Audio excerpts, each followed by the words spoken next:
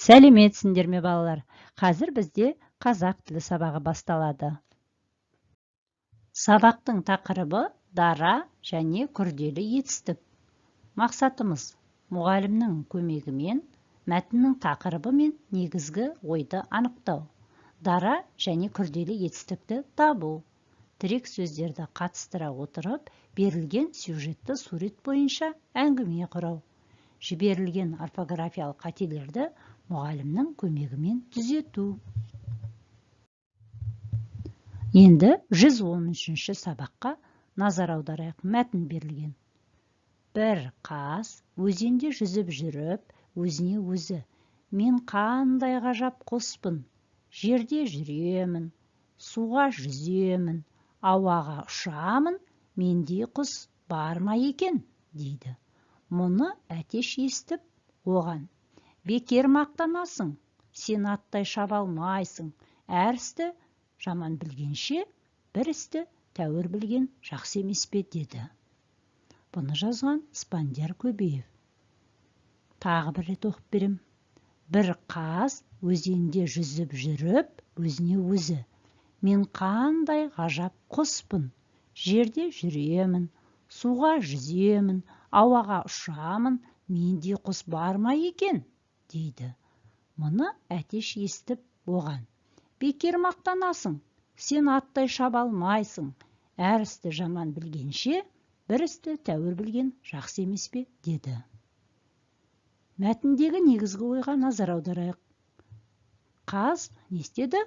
Мен көп нәрсе білемін деп мақтанды. Ал әтеш болса, әр істің басын шалғанша, бір істі жақсылап біліп алмайсың ба, деді. Ал қалай ойлайсыңдар балалар?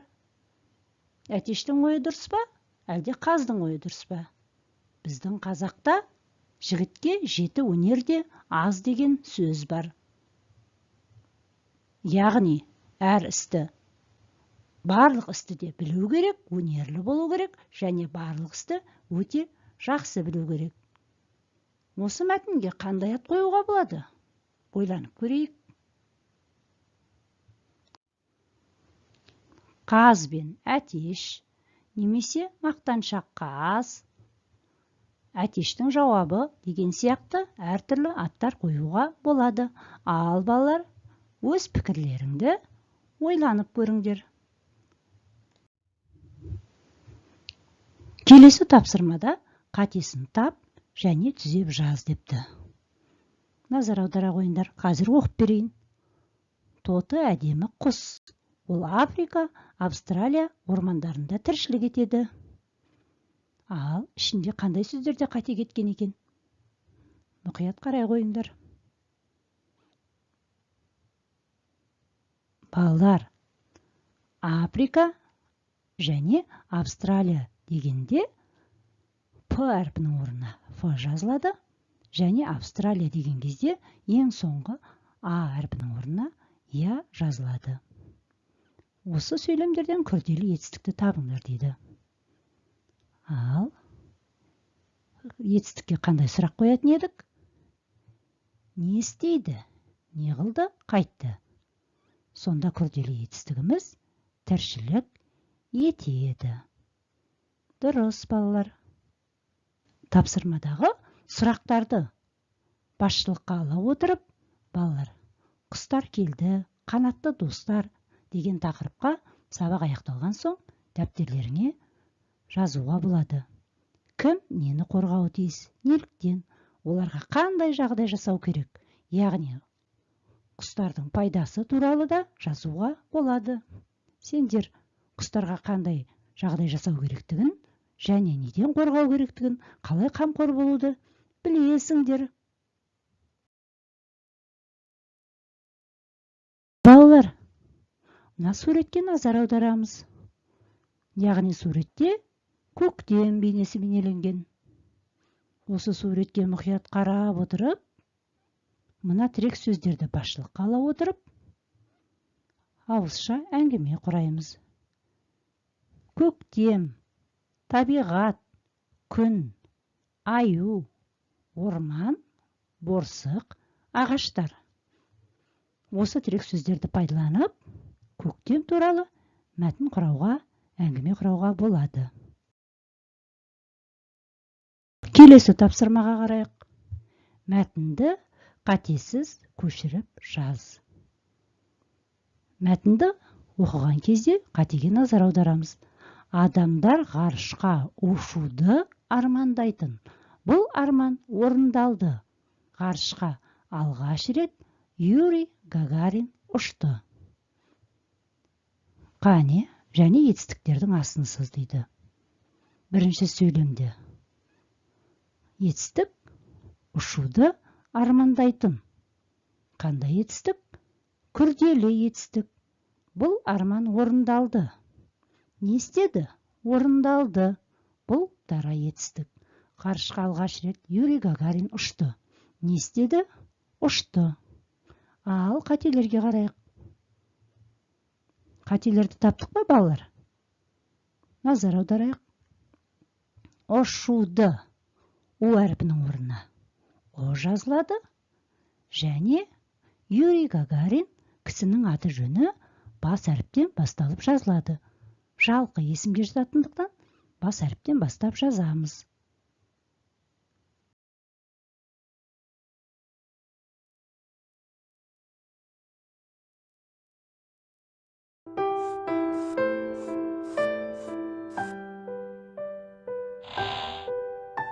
Дана!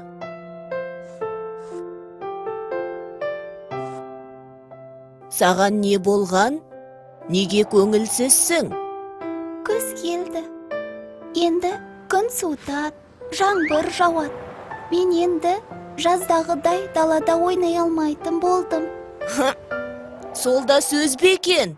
Күз нағыз еңбектің уақыты. Қуанышты кез емес пе? Сен күздің әуенін естігің келе ме? Қандай әуен? Шынымен ештеңе естімей тұрсың ба? Жоқ, ештеңе де. Естіп тұрмын. Бұл күздің әуені емес. Біздің ауладағы дыбыстар ғой. Қане? Не естіп тұрсың? Сауысқан шықылықтап жүр. Иә, сауысқан шықылықтайды. Анау жақта торғайлар шырылдап тұр.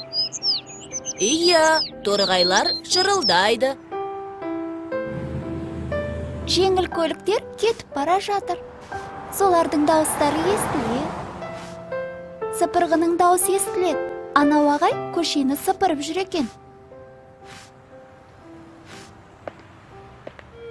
Дорбадан алма түсіп қалды. Алма кетті домалап, көше бойын жағалап. Кім алманы табады, сол ойыннан шығады. Енді күзгі әуенді естідің бе?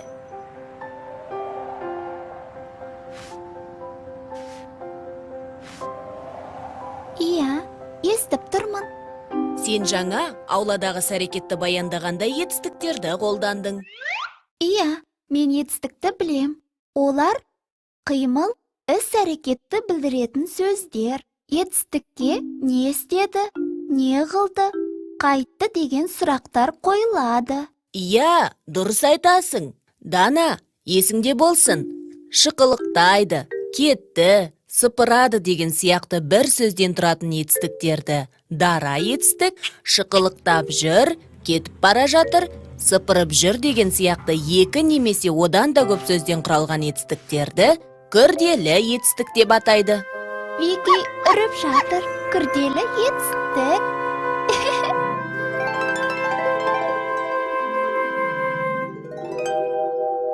Қайталайық. Дара және күрделі етістік. Етістік дара және күрделі болып екіге бөлінеді. Дара етістіктер бір сөзден тұрады, ал күрделі етістіктер екі немесе одан да көп сөзден құралады. Мысалы, түсіп қалды. Түсті. Домалап кетті. Домалады. Сыпырып жүр екен, сыпырады. Сонымен балалар бүгін мәтінмен жұмыс жасадық. дара және күрделі етістіктерді таптық. Мазмұнды сурет бойынша, тірек сөздер бойынша әңгіме құрауды білеміз. Және сөздерде кеткен қателерді тауып, дұрыс жазуды білеміз. Бүгінгі сабағымыз өз мақсатына жетті. Енді үйге тапсырма. 42-ші жаттығу, 85-ші бет. Сөйлемдердің қатесін түзеп, көркем жазу. 44-ші жаттығу, 86-ші бет. Құстарды қорғау туралы біздің қанатты достарымыз атты шағын мәтін жазу. 45-ші жаттығу, ауызша орындау. Осымен сабағымыз аяқталды. Сау болыңдар балалар.